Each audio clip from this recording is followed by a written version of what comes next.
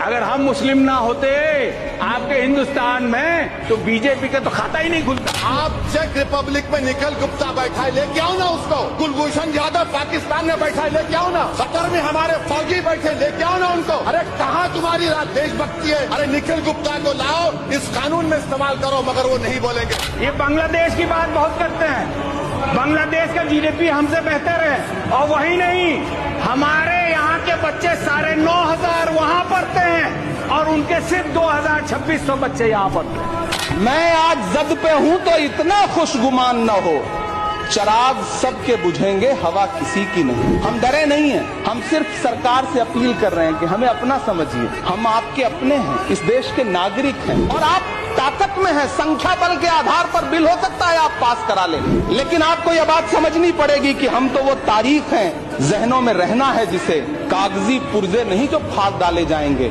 जिस जमी पर मैं खड़ा हूं ये मेरी पहचान है। आप आंधी हैं तो क्या मुझको उड़ा ले जाएंगे?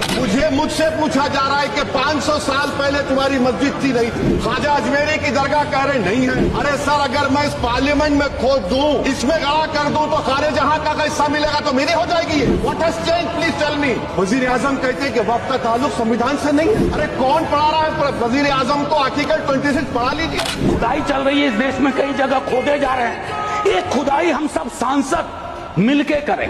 किसान विरोध करे, देशद्रोही है।